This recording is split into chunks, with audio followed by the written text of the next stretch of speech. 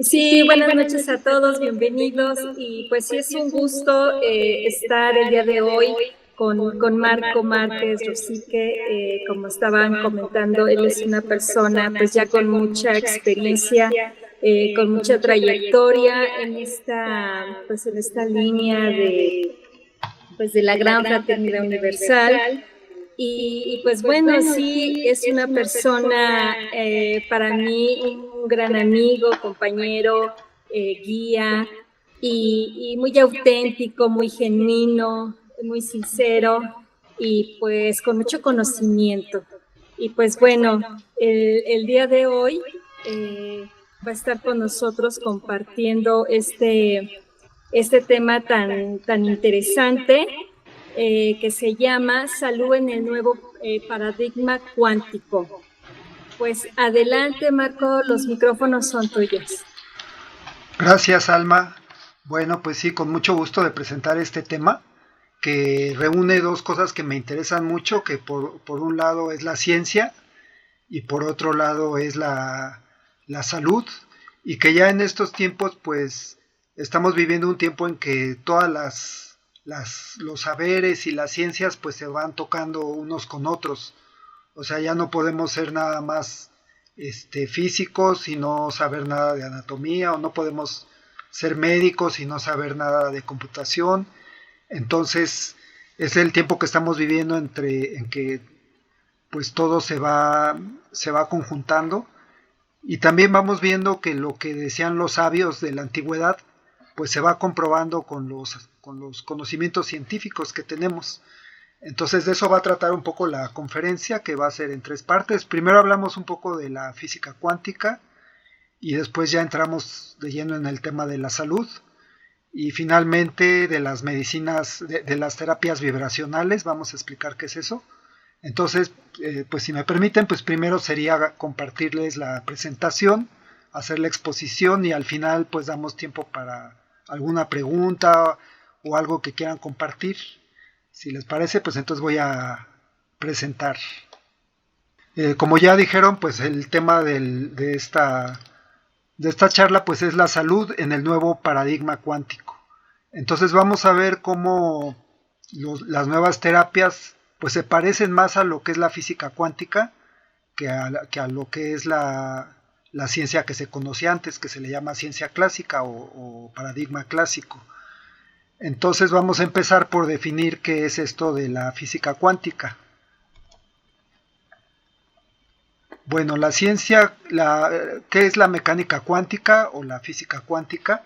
Es la ciencia que estudia la materia y la energía a escalas atómicas. O sea, lo más pequeño que existe en el universo, en la realidad, pues que son los átomos y las partículas subatómicas. O sea, a su vez cada átomo está compuesto de partículas todavía más pequeñas, y eso es lo que estudia la mecánica cuántica, las leyes que rigen estas partículas. Entonces, bueno, estudia al átomo, a las partículas. Y ¿hace cuánto que empezó la mecánica cuántica? Pues empezó desde el año 1900, cuando el físico Max Planck presentó una teoría que se llama teoría de la radiación del cuerpo negro. Y aquí él tenía un problema, que si la energía seguía siendo cada vez más pequeña, la cantidad de energía que existía en el universo, entonces pues se podía hacer infinita la energía. Sumando lo más pequeño, pues podía dar infinito. Entonces así él se dio cuenta que existía un paquete más pequeño de energía que él le llamó cuanto, y de ahí viene el nombre de física cuántica. Entonces, más pequeño de que ese paquete o esa cantidad de energía ya no puede existir. Entonces ese es, digamos, el límite de lo pequeño que puede haber partículas subatómicas. Entonces Max Planck en el año 1900 es cuando empezó toda esta revolución que se llama teoría cuántica o mecánica cuántica.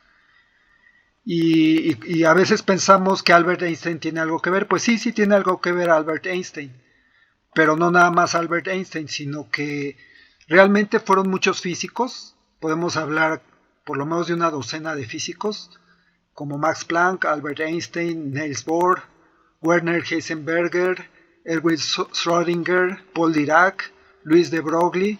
O sea, cada uno de ellos fue haciendo una pequeña aportación para entender cómo es que las partículas más pequeñas se comportaban, porque pues todo era un enigma, ¿no?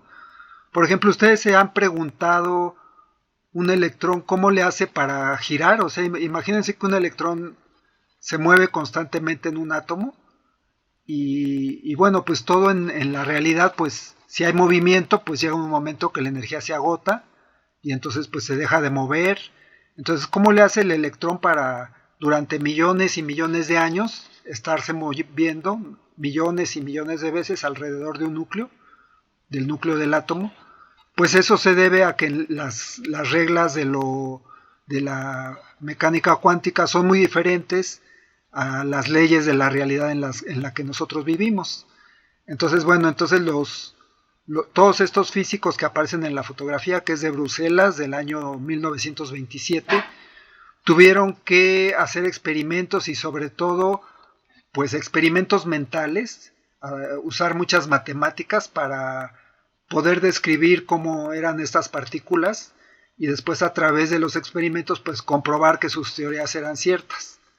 Entonces, bueno, pues la mecánica cuántica es el producto de muchos de estos científicos que por lo menos les llevó hasta 1930, o sea 30 años, más o menos llegar a una teoría que funcionara y que todos estuvieran de acuerdo, ¿no?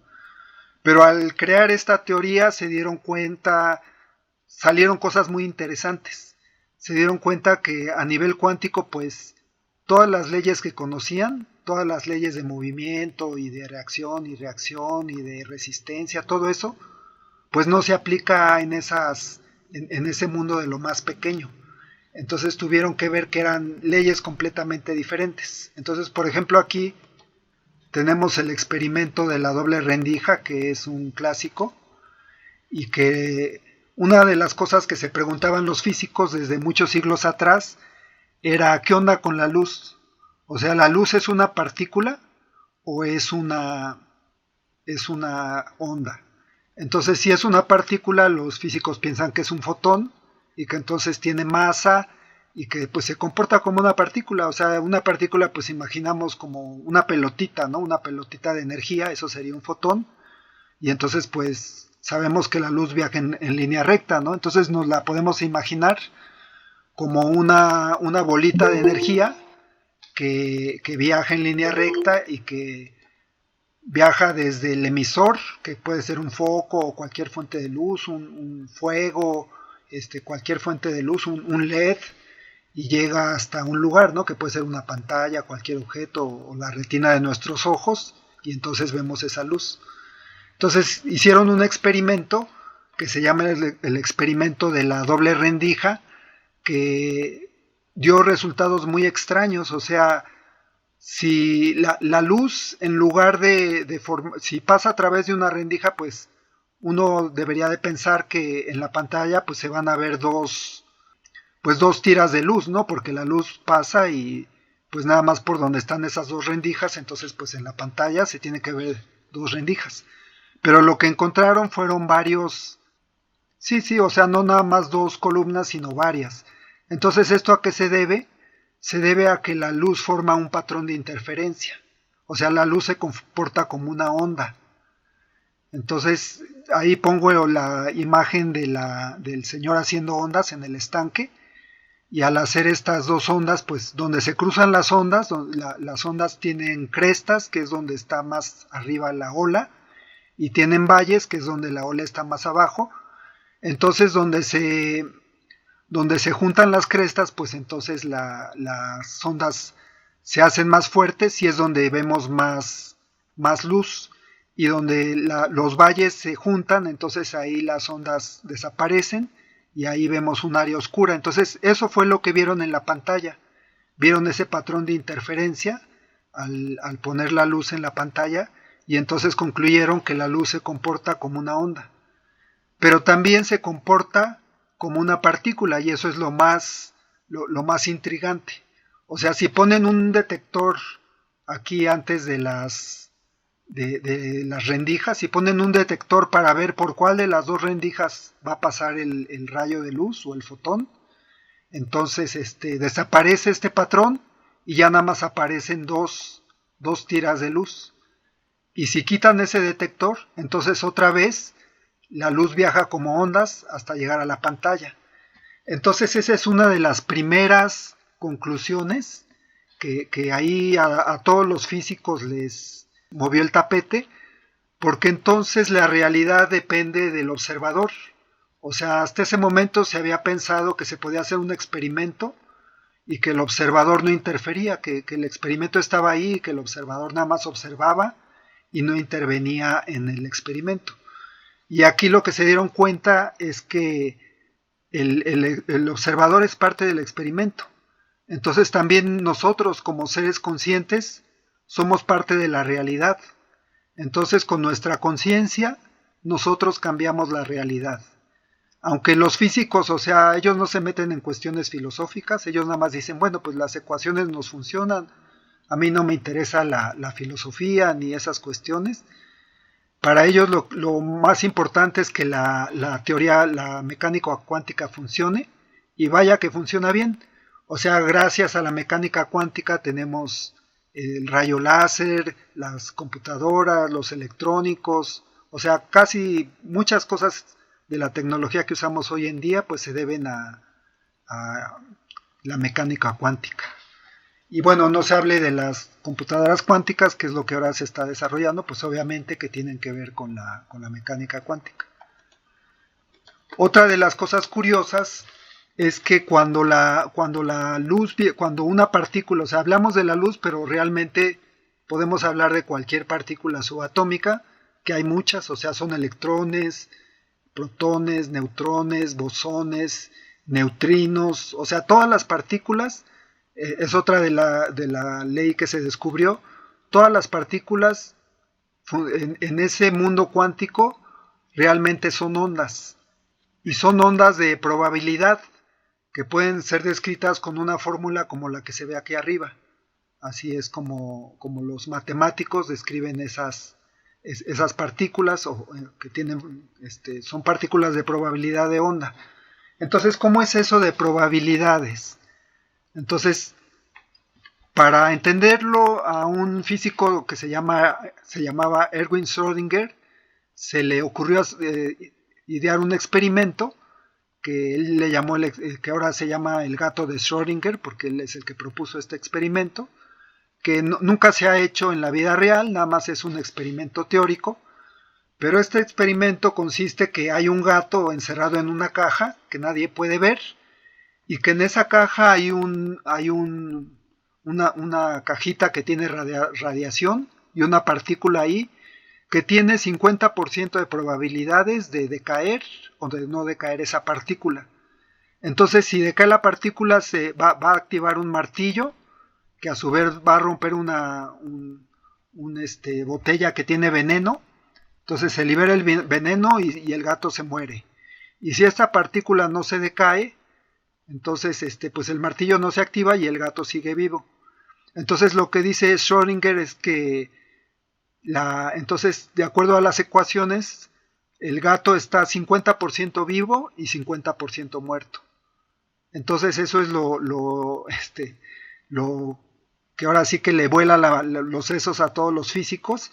¿Cómo es que puede estar en dos estados a la vez? Entonces, esa es la realidad del mundo cuántico. En este mundo cuántico, todo existe como una probabilidad, y esa probabilidad no se vuelve real, digamos, hasta que lo observa, y cuando se observa es cuando esa función de onda colapsa, así dicen los físicos, y entonces ya vemos un resultado pues real, ¿no? Que puede ser o el gato vivo o el gato muerto. Entonces, de alguna manera es lo mismo que veíamos en la lámina pasada, donde la luz viaja como ondas. Entonces, cuando la dejamos que llegue hasta la pantalla como ondas, lo que vemos es la probabilidad de que la luz esté en los puntos de la pantalla. Y cuando colapsa esa función de onda, entonces la luz viaja como en línea recta y nada más vemos la línea recta del emisor a través de las franjas. Entonces aquí es lo mismo. Entonces todas las partículas subatómicas funcionan, existen como una probabilidad que se describe con una función con una función matemática que es una función de onda. Es un poco complicado, pero lo más importante es saber que, por ejemplo, un electrón puede estar en cualquier lugar del átomo. Mientras no lo medimos, puede estar en cualquier lugar. Cuando ya lo medimos, entonces podemos saber exactamente dónde estaba. O igual en el experimento pasado, pues la luz viaja como onda, entonces está en cualquier lugar de esa onda entre el emisor y la pantalla. Hasta que la medimos, entonces ya podemos decir, fue esta la trayectoria, ¿no? Pasó por la rendija A o pasó por la rendija B. Pero mientras no la medimos, entonces existe como una onda de probabilidad. Entonces esa es una cosa importante, que nos damos cuenta que la realidad que vemos es solo el resultado de muchas probabilidades, ¿no? que existen ahí en un mundo cuántico. Entonces es una cuestión filosófica que nos arroja la física cuántica. Y otra cosa interesante, otro efecto muy interesante que vieron los físicos, es lo que se llama el entrelazamiento cuántico, que también era una consecuencia de las ecuaciones y del estudio de todas estas partículas subatómicas. Una consecuencia era que las partículas podían comunicarse, podían entrelazarse cuánticamente y podrían comunicarse sin importar la distancia. Por mucho tiempo se pensó que esto era imposible, ¿no? Que nada se puede comunicar en forma instantánea, porque eso iría en contra de la teoría de la relatividad. La teoría de la relatividad de Einstein dice que nada puede viajar más rápido que la luz. Entonces tampoco la información puede viajar más rápido que la luz. Y sin embargo, la mecánica cuántica pues desmintió esto, ¿no? Y dijo que las partículas se pueden comunicar en forma instantánea. Y bueno, Einstein dijo, no, eso no es posible. Y entonces él ideó un experimento teórico para demostrar que eso era imposible, ¿no? Que si eso era, que si las partículas se comunicaban a distancias enormes, entonces pues eso rompía con todas las leyes de la relatividad. Y este experimento pues durante muchos años no se pudo hacer, y fue como hasta la década de los 80 cuando finalmente se pudo hacer. Ahí el dibujo muestra pues que es un experimento complicado, ¿no? Que usa rayos láser, espejos, filtros polarizados, detectores, o sea, una serie de aparatos muy complicados que pues nada más en un laboratorio muy complicado se puede hacer esto, pero finalmente se demostró que las partículas se pueden comunicar en forma cuántica y cuando las partículas están entrelazadas. Entonces, ¿esto qué nos dice? Nos da la posibilidad de que, por ejemplo, una persona puede estar en Plutón, ¿no? En Plutón son como 2 horas lo que tarda la luz en viajar. Entonces, si quisiéramos comunicarnos con un radio tradicional por ondas electromagnéticas, pues nos tardaríamos 4 horas porque la señal de radio tardaría 2 horas en llegar a Plutón y después para que nos contestaran pues serían otras 2 horas. Por ejemplo en Marte, ¿no? Que ahora se quieren hacer misiones, ya se hacen misiones a Marte, pues los robots que mandan tienen inteligencia artificial para que ellos puedan tomar decisiones al momento, ¿no? Porque las instrucciones que les mandan desde aquí pues pueden tardar 20 minutos o hasta 1 hora en llegar a Marte. Pero con estos sistemas que yo creo que después se van a hacer cuando haya dispositivos cuánticos para comunicarnos, pues la comunicación va a ser instantánea, sin importar la distancia que haya, incluso que estemos en una galaxia diferente a millones de años, a cientos o miles de años luz de distancia, pues podremos comunicarnos en forma instantánea. Entonces, pues eso nos dice que todo en el universo está conectado, que es algo que ya las ciencias ancestrales pues nos habían dicho. O sea, la física cuántica tiene mucho más, o sea, pudiera pasarme horas y horas hablando de física cuántica, pero lo traté de hacerlo más sencillo y abocarme a los temas que más nos van a interesar. Pasamos entonces ya al tema de la salud.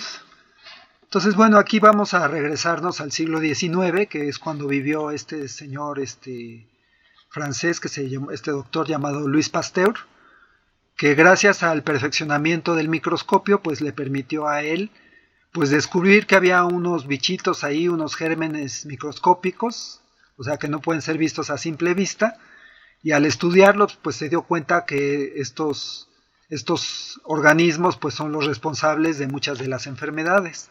Entonces así fue como él pudo desarrollar las primeras vacunas, y después pues en base a este concepto o más bien con base a este concepto de los gérmenes, pues se ha desarrollado todo lo que ahora conocemos como la industria farmacéutica, ¿no? Que lo que busca es que los medicamentos puedan atacar a estos gérmenes.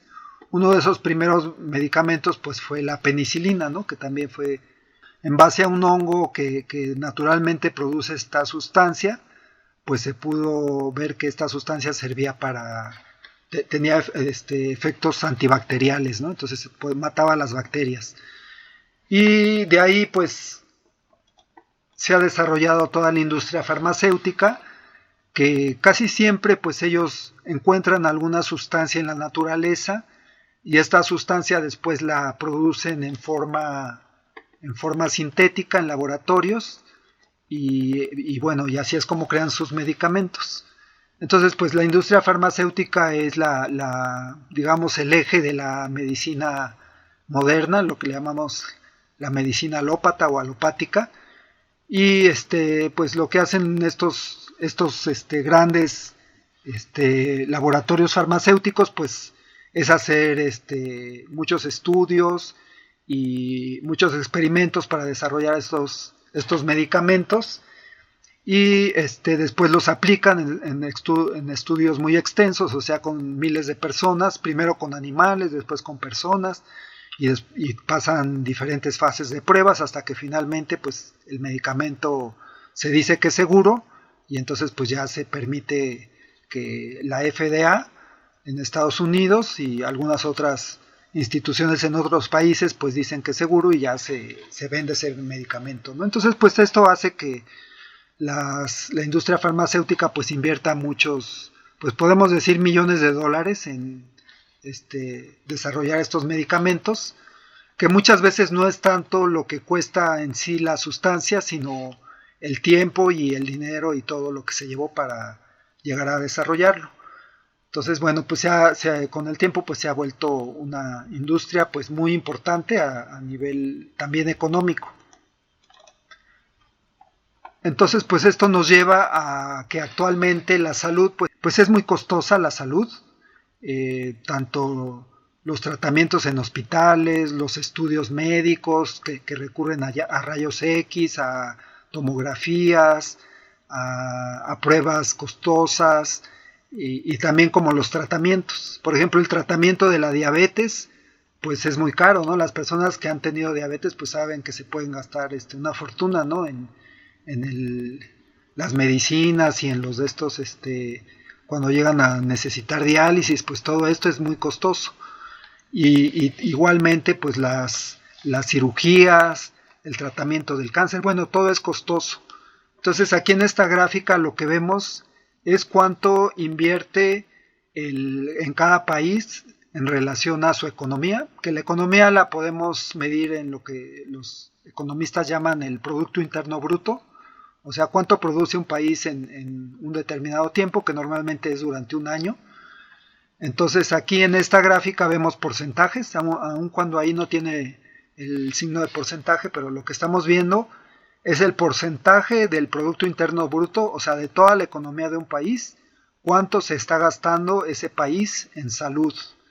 Entonces, bueno, pues a la cabeza tenemos Estados Unidos, que se gasta la friolera del 16.6% de su economía, se les va en el área de la salud. O sea, ¿esto qué significa? Medicamentos, estudios, hospitalización, seguros médicos. Después le sigue Alemania, que tiene el 12.7%, Francia 12.1 y así los países desarrollados hasta Brasil, que es un país, y Argentina curiosamente a mí me llamó la atención, gasta el 10% de su economía en salud y Brasil por ahí le va pisando los talones. Después aquí dice CN, a mí me parece que esa es la bandera de China, el 5.7 y México pues un 5.5, o sea, México básicamente únicamente gasta la tercera parte de lo que se gasta en Estados Unidos porque nada más el 5.5% de su Producto Interno Bruto lo invierte en salud.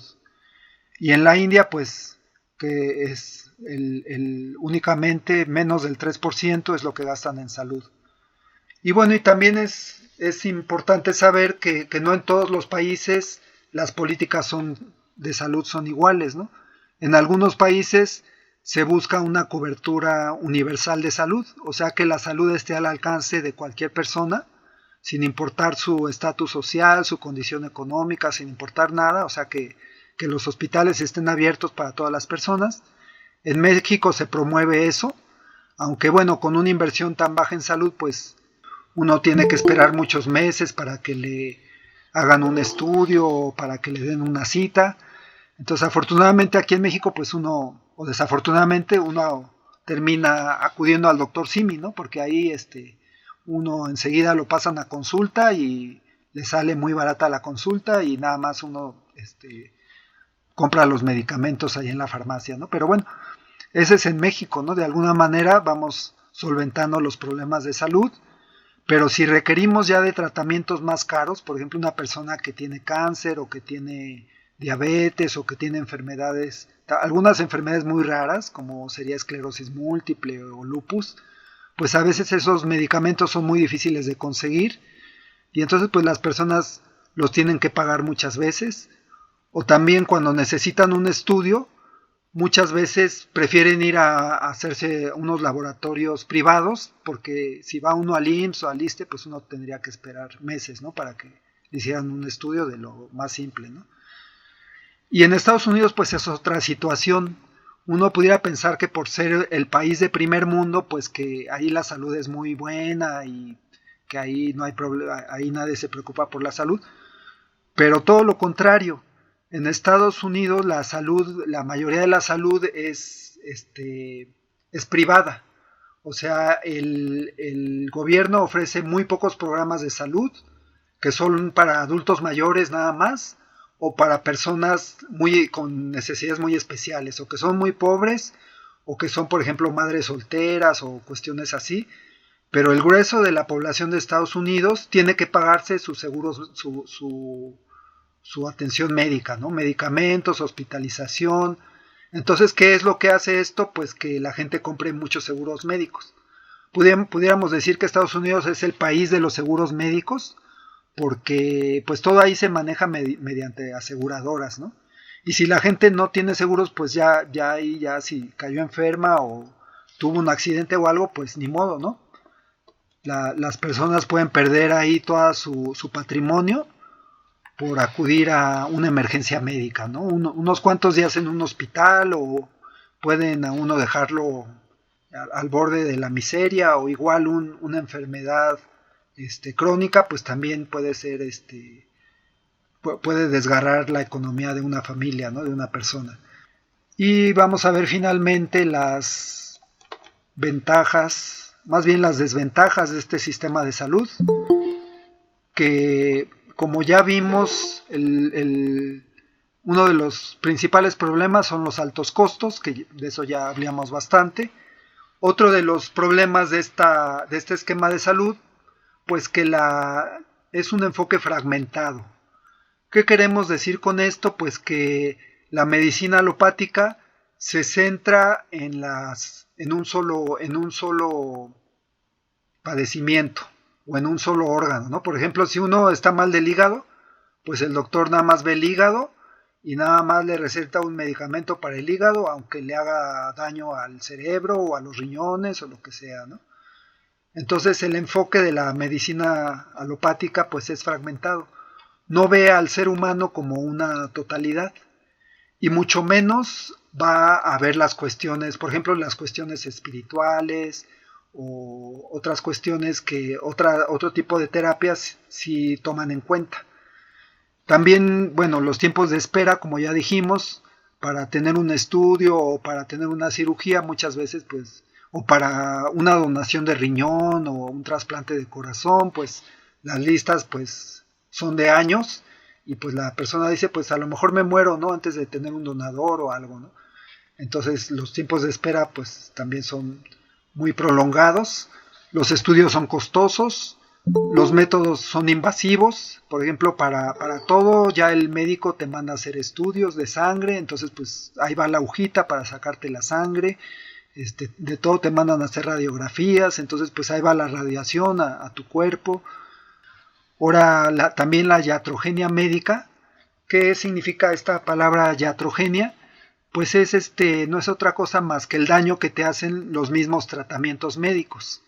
Entonces, pues puede ser desde que te tomas una medicina, por ejemplo, un antiinflamatorio, entonces pues sí te reduce el dolor y la inflamación, pero te hace daño en el estómago, ¿no? Te irrita el estómago y después ya te da gastritis, ¿no? O una operación y después te infectas y después tienes que tomar muchos medicamentos para esa infección, ¿no? Y bueno, dentro de eso pues son los efectos secundarios, ¿no? Que también están ahí mencionados. Entonces, bueno, aquí vamos a dejar esta segunda parte para pasar ya ahora al tema de la medicina, de lo que les llamamos las terapias energéticas o vibracionales. Y aquí es donde vamos a aplicar los conceptos que vimos de la física cuántica. Estas terapias energéticas o vibracionales se basan en la idea de que todo en el universo, incluyendo al cuerpo humano, está en constante vibración y que la armonía vibracional puede restaurar el equilibrio físico, emocional y espiritual. Por lo tanto, tienen un enfoque holístico. Vamos a ver algunas de estas terapias vibracionales. Entonces, acá arriba podemos ver al Reiki, que es una terapia que está más o menos difundida. El Reiki se dice que existía desde hace ya muchos años, desde siglos y siglos atrás, dentro de Asia y sobre todo del Tíbet. Ya se practicaba, pero se perdió este conocimiento y hasta el año de 1922 el doctor Mikao Usui, un japonés, lo redescubrió y creó el método que ahora conocemos pues como el Reiki que ahora se practica. Tenemos también la homeopatía, que se considera vibracional porque no es tanto el efecto químico de los chochitos. Los chochitos se va diluyendo cada vez más y más, se va diluyendo, digamos, por decirlo de alguna manera, la sustancia activa, hasta que prácticamente no queda nada. Entonces lo único que queda es la vibración de esa sustancia. Entonces se dice que es lo que cura, la vibración de la sustancia que está ahí. Después tenemos la cromoterapia, que es la curación a través de los colores. Tenemos el biomagnetismo, que es mediante campos magnéticos, mediante imanes. Podemos curar muchas enfermedades, que es el que voy a desarrollar más extensamente. La gemoterapia, que también ya tiene mucho tiempo que se practica, que es el usar las piedras semipreciosas o preciosas con fines curativos. Digamos que es hermana de la cromoterapia porque aquí el color de las piedras tiene mucho que ver con el efecto curativo, entonces de alguna manera tiene que ver con la cromoterapia. Tenemos los cuencos que se aplican así como se ve ahí en la imagen, se aplican directamente en el cuerpo de la persona y bueno, también tienen vibraciones curativas, estos cuencos armonizan la energía. Tenemos una terapia que se llama de resonancia biomagnética. Se usa una computadora y esa computadora se le conectan unos sensores a la persona y detecta la vibración de la persona. Entonces la misma computadora le dicen cómo están sus órganos, cómo están sus chakras, o sea, todo le dicen, ¿no? De su energía, ¿no? Como cuando llevas al coche a la verificación y lo escanean, igual así esa computadora te escanea toda la energía y todo el cuerpo y ya te dice cuál es la vibración que necesitas para curarte. Y entonces la misma computadora te manda la vibración. Yo la tomé unas 3 o 4 veces y se me hace interesante. Después tenemos la acupuntura, pues que también es parte de la medicina tradicional china. Como sabemos, pues tiene también miles de años de antigüedad. Y lo que hace la acupuntura es que esas agujitas que vemos ahí se ponen en puntos muy específicos que se llaman puntos de acupuntura. Y con eso lo que hace es alterar, es más bien balancear la energía de los canales energéticos que le llaman meridianos de acupuntura. Entonces es una de las terapias energéticas más antiguas que existen y que pues en China tienen miles de años de practicarse y ahora ya se practica en todo el mundo. Y por último la terapia de polaridad, que es parecida al biomagnetismo, porque ahí lo que se supone que las manos del terapeuta tienen los dos polos, tienen el polo positivo y tienen el polo negativo. Entonces usa sus manos como si fueran imanes para balancear la energía del paciente. Esa nunca he visto una sesión, pero bueno, sé cómo funciona, conozco los principios y también me parece interesante. Entonces, estas no son todas las terapias, son solo algunas, son las que me parecieron más importantes. Hay muchas más dentro de lo que llamamos terapias vibracionales. Bueno, y ahora sí paso al tema que quiero desarrollar un poco más ampliamente en esta exposición, que es el biomagnetismo médico. Entonces vamos a ver qué es el biomagnetismo médico. Lo que hace es que detecta desequilibrios bioenergéticos que también a nivel químico pueden ser entendidos como el desequilibrios del pH. El pH es el potencial de hidrogeniones, o sea, son iones de hidrógeno que hay en nuestro cuerpo y que cuando están equilibrados se dice que el pH es 7, cuando está muy ácido el pH va hacia el 0 y cuando está alcalino va hacia el 14. Pero bueno, para que nuestro cuerpo esté equilibrado tendría que estar en el pH de 7. Entonces cuando nuestro cuerpo se sale de equilibrio, hay algunos órganos o algunos tejidos del cuerpo que el pH se altera y entonces es cuando viene la enfermedad, sobre todo infecciones. Entonces eso es lo que maneja el biomagnetismo y lo que hace es simplemente aplicar imanes y con estos imanes pues como estamos hablando de iones, o sea de partículas que tienen carga eléctrica dentro de nuestro cuerpo, pues lo que hacen los imanes es compensar esas cargas eléctricas y hacer que el cuerpo vuelva al punto de equilibrio.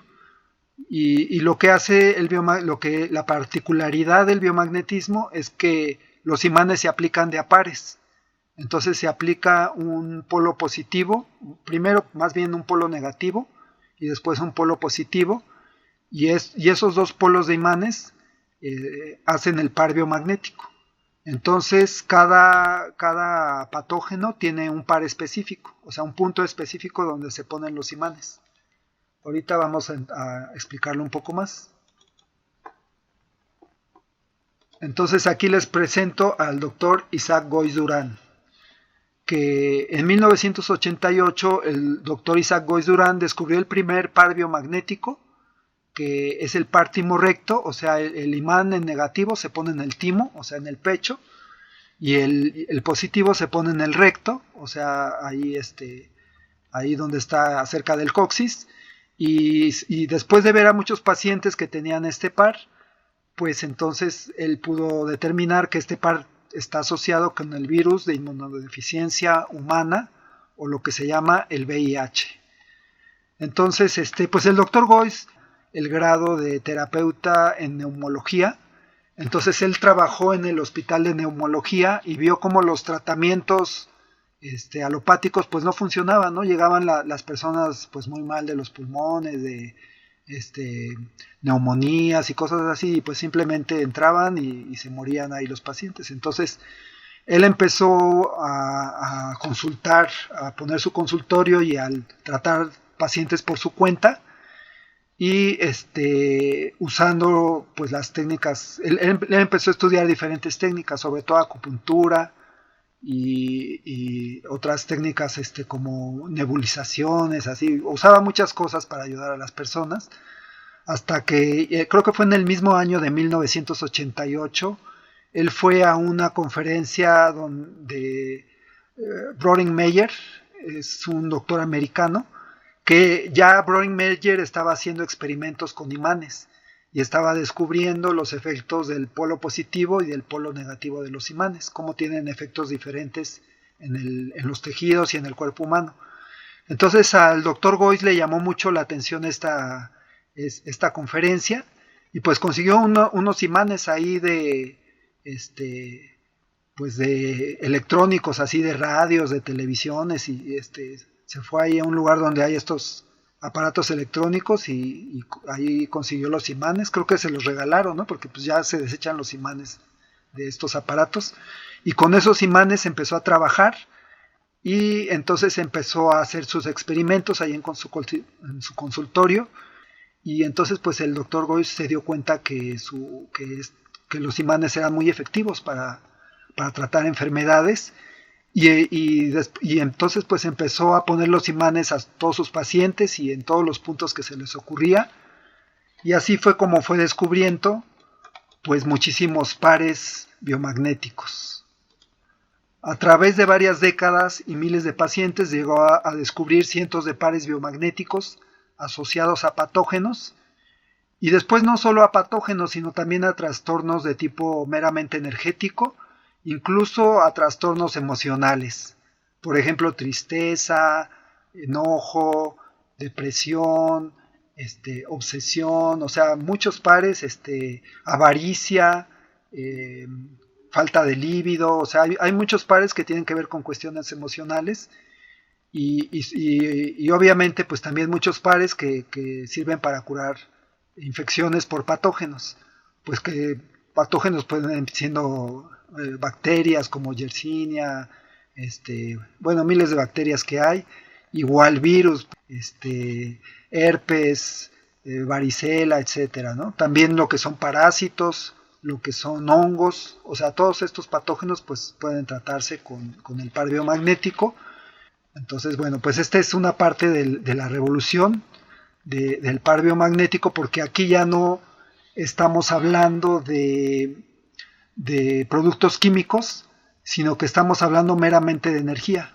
Únicamente mediante cambios en la energía del cuerpo, le regresamos al cuerpo su balance energético, y el cuerpo por sí solo encuentra la forma de curarse. O sea, ya teniendo ese balance, los patógenos ceden cuando el pH regresa a la normalidad, y el cuerpo es capaz de curarse por sí mismo.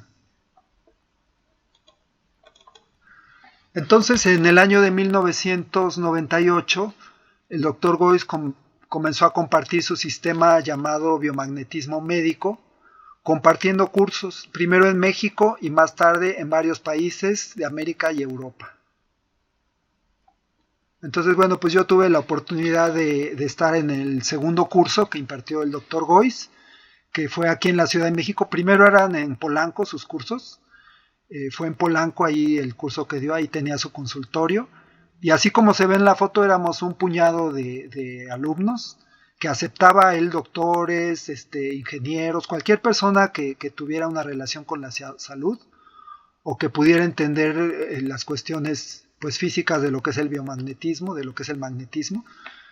Entonces no se limitaba nada más a que fueran médicos, y a la fecha, ¿no? Estos cursos están abiertos para cualquier persona que los quiera tomar. Y entonces primero eran grupos muy pequeños. Yo asistí en 1999, fue cuando yo tomé el curso, y de ahí pues lo he venido practicando a un nivel muy discreto. O sea, yo no doy consulta, yo no me dedico a eso, pero sí me dedico a la investigación y a la difusión del biomagnetismo. En la foto vemos un grupo de un curso que se dio en California, en Estados Unidos, por eso el grupo es pequeño, y ahí también vemos el logotipo de la Universidad de Chapingo, porque con el tiempo pues este sistema pues ha sido reconocido por varias universidades en diferentes países del mundo, por ejemplo en Chile, en Ecuador, en México, en España, en varios países es reconocido por universidades y poco a poco pues se va abriendo camino este sistema pues muy efectivo y muy sencillo, ¿no? Porque ¿qué necesita uno para curar? Pues nada más un par de imanes. ¿Y cuánto le cuestan a uno esos imanes? Pues ahorita cada imán pues a lo mejor le cuesta a uno 25 pesos. Entonces con 50 pesos uno tiene sus imanes. Si uno quiere que le duren bastante, pues uno los forra para que le duren más.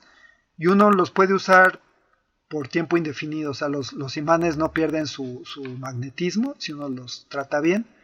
Bueno, sería muy difícil que perdieran el magnetismo, ¿no? Tiene que ser a temperaturas muy elevadas, someter el imán para que pierda el magnetismo, o también por golpes, pero es muy difícil que por un golpe pierda el magnetismo. Entonces, bueno, pues a la fecha ya tenemos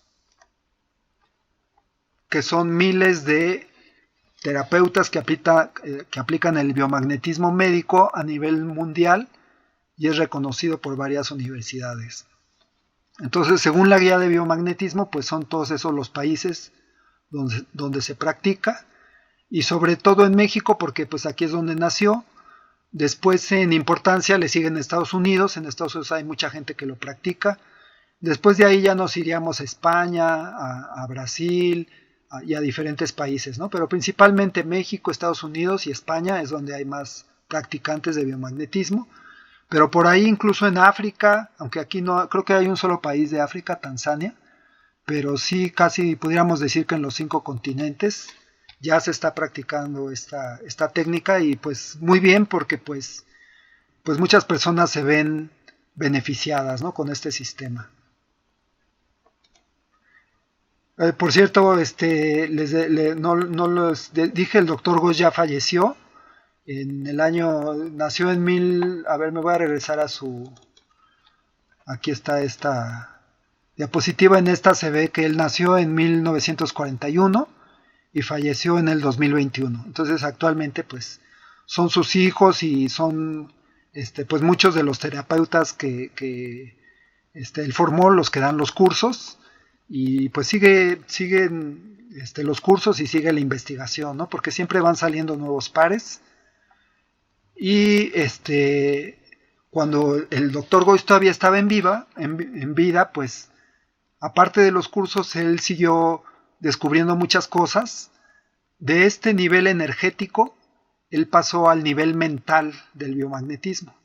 Entonces, en 1993, el doctor Isaac Goss Durán realizó la primera sesión desde la Ciudad de México, curando a una persona en Italia. O sea, le pidieron, él era escéptico, porque él era científico, pero le pidieron que curara a un paciente en España, y ahí estaba una persona que manejaba Reiki o manejaba algo más, y le dijo, sí es posible hacer la curación a distancia, usted enfóquese, usted ponga su mejor intención. Y entonces el doctor Goss, pues en esa fecha pudo hacer el primer tratamiento a distancia, y con eso abrió un nuevo nivel, más, digamos, todavía más avanzado del biomagnetismo, que él le llamó bioenergética. Ese fue el nombre que él le puso. Y bueno, ¿qué es la bioenergética? Pues la bioenergética permite realizar sesiones a distancia mediante recursos como el uso de una antena.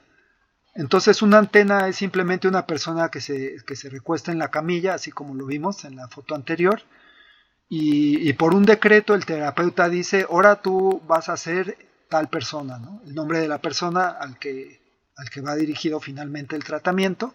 Entonces tú eres ahora tal persona, dice su nombre, dice su fecha de nacimiento, y ya con ese decreto la energía que se aplique a la antena va a llegar a la persona.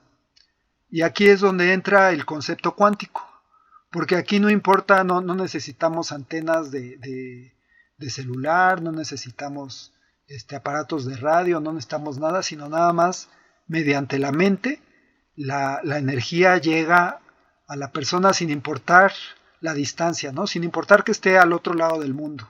Obviamente no hemos hecho tratamientos a otros planetas porque todavía no hay seres humanos en otros planetas, pero les aseguro que si los hubiera, se pudiera hacer la sesión de un planeta a otro. Entonces, bueno, pues esta es la maravilla, realmente la maravilla que estamos viviendo, que nos quedamos así con los ojos de yo-yo, como decían por ahí. O sea, nos quedamos atónitos del alcance de la bioenergética y del biomagnetismo. Y lo más interesante es que la humanidad se está abriendo a este tipo de fenómenos que antes eran nada más practicados en secreto y por unas cuantas personas, y después se hablaba de magia y de brujería y era algo así como muy oculto, y ahora tenemos a cientos, si no es que miles de personas que están practicando este tipo de curación a distancia. Entonces nos están hablando que realmente es una revolución de la salud, una revolución cuántica, le pudiéramos llamar, porque pues esto ya nadie lo para.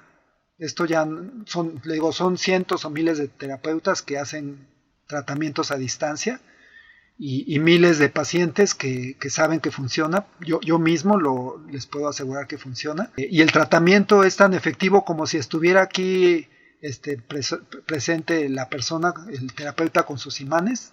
Es exactamente igual de efectivo, 100% efectivo. Obviamente todo depende del terapeuta, ¿no? Pero pues sí hay muchas personas que tienen esta habilidad y este conocimiento para hacerlo.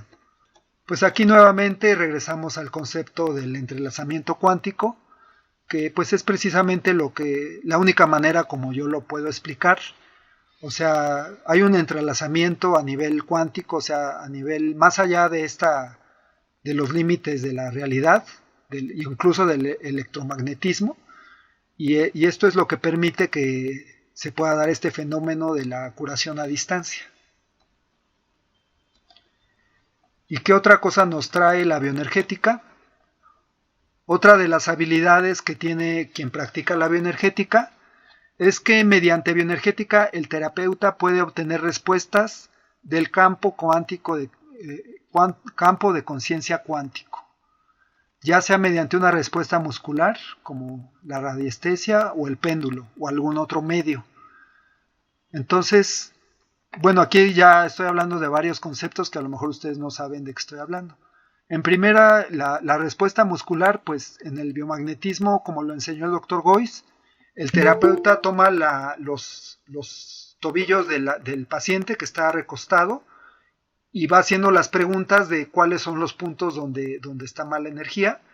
Entonces el cuerpo le contesta, y cuando le contesta una de las piernas se encoge. Entonces esa es la respuesta muscular. Pero después muchos otros terapeutas descubrieron que esta misma respuesta se puede obtener mediante un péndulo. Ahí vemos esa imagen, por ejemplo, que tiene una tabla donde el péndulo va viajando sobre diferentes padecimientos en la tabla y ahí le da la respuesta. Hay muchas maneras de usar el péndulo, o simplemente la persona puede ir con un dedo viendo la lista de los patógenos y con la otra detener el péndulo, y ahí donde el péndulo le da la respuesta es el patógeno o es el par que tiene que aplicar. Entonces hay muchas formas de testear con el péndulo, que también se llama radiestesia, y realmente son los dos métodos más usados. Pero esto no sería posible si no hubiera una conexión con lo que llamamos el campo cuántico de conciencia. ¿Qué es esto? Pues realmente no lo entendemos del todo. Sabemos que no es que puede ser la conciencia, el supraconsciente del terapeuta, tal vez lo sea, o del paciente también, porque el paciente es el que sabe qué es lo que tiene mal, o tal vez sea de los dos, o finalmente pues lo que yo he llegado a la conclusión es que la conciencia no tiene límites. Los límites lo tenemos en nuestra conciencia aquí del cerebro, pero más allá de nuestro cerebro, de nuestra capacidad de memoria y de raciocinio que tenemos, hay una conciencia que es universal o que es un poco como lo que llamaba Carl Jung, ¿no? El inconsciente colectivo. Pero aquí más bien estaríamos hablando de un supraconsciente colectivo, ¿no? Es una conciencia que está a nivel, digamos, universal, a nivel de toda la humanidad, por lo menos, y que es la que nos da las respuestas cuando le hacemos este tipo de preguntas. Entonces, pues es como si existiera un chat GPT, pero mucho más avanzado, ¿no? Porque pues nos puede decir exactamente qué es el par que le tenemos que aplicar a una persona, ¿no? Entonces, pues esta es otra de las de las cosas que son maravillosas dentro de lo que es la bioenergética, y que esto pues no puede ser más que entendido por rompiendo los límites que teníamos de la física clásica y del pensamiento nada más dentro de nuestro cerebro. Entonces, pues, ¿cuáles son los alcances de la bioenergética? Pues es capaz de recuperar la salud, descubriendo el origen de los trastornos, ya sea en el plano físico, emocional, mental o transpersonal. Porque las enfermedades, pues, más bien casi nunca son físicas, casi siempre tienen que ver también con una cuestión emocional o con una cuestión mental. Mental cuando son decretos que nos hicimos y que esos decretos nos están enfermando. Muchas veces esos decretos pueden haber sido hechos desde vidas pasadas, entonces estamos viviendo con decretos que hicimos en vidas pasadas, y eso es lo que no nos permite ser plenos y ser saludables. Entonces por eso hablamos del plano transpersonal, porque también con este método de la radiestesia y del péndulo, pues podemos preguntar, por ejemplo, incluso si una enfermedad tiene que ver con algo que le pasó en alguno de nuestros familiares, porque como hemos aprendido mediante las constelaciones familiares, mucho de los trastornos psicológicos y enfermedades pues pueden ser causados por heridas en la familia, heridas que ocurrieron generaciones atrás, una persona que fue desplazada de la familia, o un asesinato, o una violación, o un aborto. Todas estas cuestiones crean heridas en el tejido de una familia, y eso lo venimos cargando muchas veces sin saber, y eso también puede ser la causa de las enfermedades. Entonces todo esto se puede descubrir mediante la bioenergética, y pues también depende mucho de la formación del terapeuta, de qué tan profunda sea esa formación que tenga. Pero incluso aunque únicamente vaya a la lista de los pares y de los patógenos, ya con eso los resultados que obtiene son impresionantes. O sea, es mucho más de lo que se pueda lograr con cualquier otro método.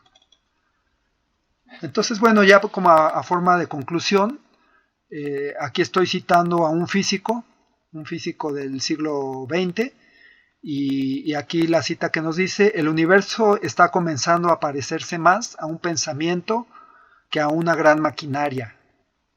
La mente ya no es considerada un intruso en los dominios de la materia, más bien deberíamos saludarla como creadora y gobernadora en el reino de la materia. Entonces este es Sir James Jeans, físico, filósofo, el que dice esto. Y lo que dice aquí: para romper límites, nunca deberíamos esperar a que la ciencia nos dé permiso para hacer lo inusual. Si lo hacemos, estamos convirtiendo a la ciencia en otra religión. Esta es una cita de Joe Dispenza en su libro Rompiendo el hábito de ser uno mismo. Entonces, bueno, pues aquí termina la presentación del día de hoy. Espero que haya sido de su interés, y pues pasaremos, si todavía tenemos tiempo, a preguntas o comentarios. Sí, Alma, adelante. Muchas gracias, Marco. Muy bonita y muy interesante la presentación y el tema. Sí, yo había escuchado hablar de esta terapia de los imanes, y la verdad he tenido como que las ganas de ir a una terapia, ya que ahorita estás mencionando que pues no tiene ninguna contraindicación, ¿no? Y que afecta a ciertos órganos, que se arreglan unos y se desarreglan los otros, como en la medicina alópata. Entonces se me hace muy interesante. Y también esto de que se puede tratar a distancia, se me hace pues muy bien, porque pues si a veces uno no puede asistir al lugar donde está la persona está lejos, pues bueno, ya es una gran ventaja la distancia y que se haga de esta manera. Y también mi pregunta es, ¿cuántas consultas debe uno de acudir a esta terapia? Bueno, voy a empezar por la última pregunta. Aquí se aplica el dicho de según el sapo es la pedrada. Entonces, pues todo depende de cuál sea tu condición. Si nada más tienes una gripita y eso, pues en una sesión se te quita, ¿no? Si tienes una cuestión, por ejemplo, de una lesión o algo así, pues necesitas aplicarte continuamente los imanes para que esa lesión vaya cediendo. Si tienes una enfermedad crónica como diabetes o incluso cáncer, se puede tratar con biomagnetismo. Entonces no hay como un número exacto, ¿no? Sino simplemente se recomienda que cada semana esta persona tome sesiones y conforme se vaya viendo el avance, pues ya se ve si siguen siendo cada semana o se van haciendo más espaciadas hasta que finalmente se puedan suspender. Entonces, no hay, depende de lo que quieras tratar. A veces con una sola sesión es suficiente. También la buena noticia, como te digo, estas sesiones son a distancia, se pueden hacer a distancia, entonces no necesitas ir a un consultorio. Nada más puedes comunicarte con alguien que haga estas sesiones. Aquí tenemos a nuestra compañera Rosy Marín, que ya se trabaja las sesiones. Cuando yo tengo algún problema, ella es la que me trata, porque ya sé que me voy a sentir bien después de la sesión. Y bueno, ya uno nada más le escribe, le dice qué es lo que quiere tratar, y lo único que se necesita para una sesión a distancia es el nombre completo de la persona y de preferencia también la fecha de nacimiento. Entonces ahorita ella hace sesiones sobre todo a personas en México, y en Estados Unidos también tiene diferentes personas que les está haciendo sesiones. ¿Qué otra cosa? Creo que con eso, ¿verdad? Y sí, como decías, no tiene contraindicaciones. Únicamente hay 3 contraindicaciones que en mujeres embarazadas, sobre todo las primeras 12 semanas, se aconseja no hacer un tratamiento, sobre todo presencial, porque colocar directamente los imanes cerca del abdomen o en algunos lugares puede provocar el aborto. Esa es una de las contraindicaciones. Tampoco se aplica en personas que usen dispositivos electrónicos como marcapasos, porque obviamente el campo magnético puede descomponer esos dispositivos. Y la tercera sería que personas que estén en quimioterapia, no se recomienda, cuando estén simultáneamente al tratamiento de quimioterapia, no se recomienda aplicar. Si ha tenido antes o después el tratamiento, o lo va a tener después, entonces sí se puede aplicar el biomagnetismo. Esas son las 3 contraindicaciones principales. Por todo lo demás, cualquier persona se le puede aplicar. No tiene efectos secundarios, lo que a veces puede tener una crisis curativa. Eso sí, cuando la persona está muy muy mal, puede tener una crisis curativa que puede durar un día, 2 días, 3 días, que puede ser diarrea cuestiones de desintoxicación, ¿no? Pueden tener sudor, puede tener hasta un poco de fiebre, pero ese solo es en algunos casos. Por lo regular no hay, creo que contesté tus preguntas, ¿verdad?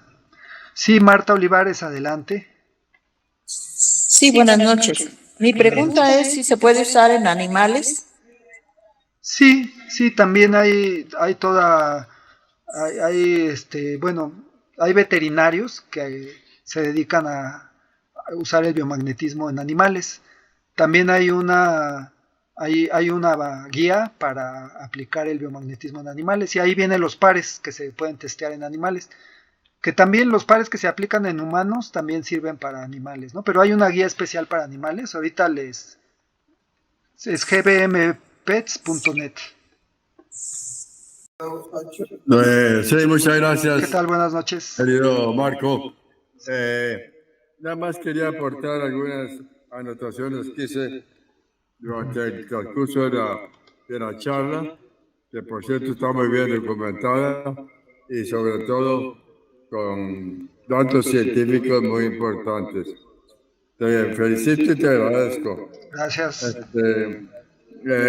Yo también estoy en la línea del naturismo o de la vibración, porque estudié la medicina tradicional china y acupuntura. La acupuntura también maneja la vibración a través de los metales y también a veces con descargas eléctricas que se aplican con las agujas. Pero lo que es importante es entender que el biomagnetismo o la biocuración, la biosalud, se tiene que mantener a base de las vibraciones que afectan al ser humano, tanto las positivas como las negativas. Otro aspecto importante es con respecto a la vibración de carácter mental. En Hawái se desarrolló un sistema de salud que se llama Ho'oponopono, que muchos ya lo han de conocer, y que usa la vibración mental o psíquica para curar a distancia. Muchas gracias, Ricardo. Y pues sí, como dice, pues todo lo que nos redamos pues tiene una vibración y hay cosas, hay elementos que pues es más fácil que guarden esas vibraciones. Por ejemplo, los cristales, ¿no? Como es el cuarzo. Por eso el cuarzo se usa mucho como amuletos o como para magnetizarlo. Y esa magnetización pues se hace sobre todo en forma mental, ¿no? Entonces vemos cómo pues aquí la mente ya va dominando sobre la materia, ¿no? Y bueno, lo que mencionaba de la pandemia, pues sí, el biomagnetismo también ahí encontró cómo curar a los enfermos de la pandemia y se encontraron varios pares, ¿no? Asociados a ese virus, que pues sí parece que, o sea, podemos decir que es un virus que debilita el sistema inmune, es lo que estaba pasando. Entonces, bueno, si alguien más quiere hacer alguna pregunta o participar. Y la guía de biomagnetismo para humanos, pues se llama así, guía-biomagnetismo, bueno, www.guia-biomagnetismo.net.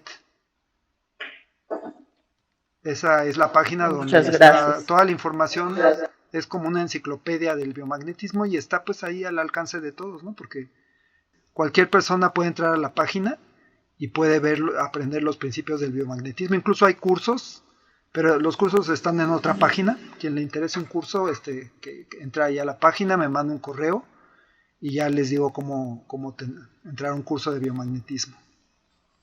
¿Dijo .net? Sí, las dos son .net, guia-biomagnetismo.net y gbm-pets.net. Sí, muchas gracias. Ajá. También hay en nuestra página que se llama gfuls.org. Ahí hay una sección donde ponemos donde estamos poniendo todos los estudios que se van dando, todas las charlas. Más que agregar, aprovechar que ya está Rosy, que también nos comente algo de esto. ¿Nos podría comentar, Rosy? Sí, hablé del biomagnetismo y de las sesiones a distancia. Entonces, tú que las practicas, si nos puedas comentar algo de cómo se hacen las sesiones a distancia. Bueno, realmente, pues yo las empecé a hacer porque no había otra opción cuando estábamos en la pandemia.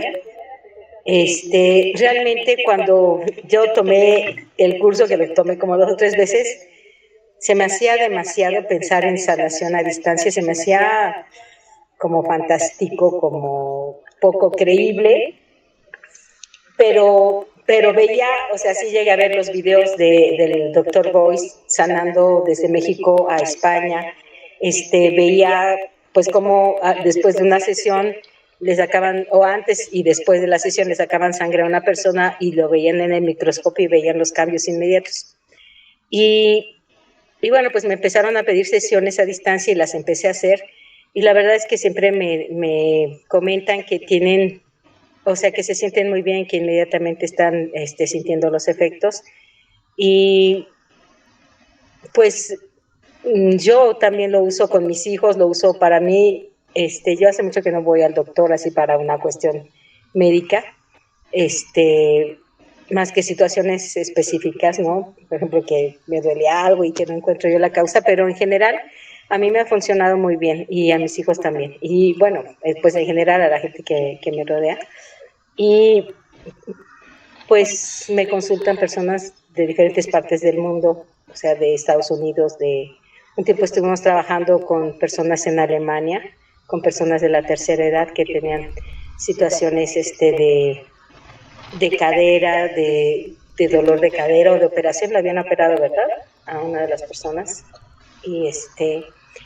Y incluso recientemente me pidieron dar terapia de manera continua a una persona que tenía situaciones, pero ya a un nivel, por ejemplo, de lenguaje o un nivel de cognición. Yo le decía a la persona que me solicitó la consulta que realmente nunca había yo hecho algo así y que yo no conocía un antecedente si funcionaba o no. Pero pues lo empezamos a practicar, estuve trabajando con sesiones diarias, después nos pasamos, estuve como 2 meses diario y después a 3 veces por semana. Y ella me decía que había cambios muy importantes en su paciente y bueno, a final de cuentas, pues se cerró ese proceso porque había ya avances importantes, ¿no? Entonces, para mí es muy grato, pues ser nada más un canal porque a final de cuentas yo lo que hago es ser el canal, de verdad pido que se dé la sanación para las personas que lo necesitan y ya, o sea, ya funciona, ya fluye. Y ciertamente supongo que hablaron pues de todo este planteamiento que se hace desde la física cuántica y el trabajo cuántico, porque es lo que le da una explicación, porque racionalmente desde una lógica, desde la medicina, bueno, la medicina alópata ni siquiera lo reconoce, ¿no? Para la medicina alópata son pues cosas que no funcionan, ¿no? Sin embargo, pues sí funciona. Y creo que también sirve mucho qué tanta confianza tiene el paciente en que funcione. Porque si hay personas que dicen, no, es que no creo que funcione, pues se cierra esa puerta, se cierra esa posibilidad. Entonces, si yo tengo una actitud de apertura, es más fácil que funcione y que tenga buenos resultados. Pues gracias, gracias por escucharme. No, al contrario, qué bien que te conectaste porque pues era muy importante pues tu experiencia y tu aportación.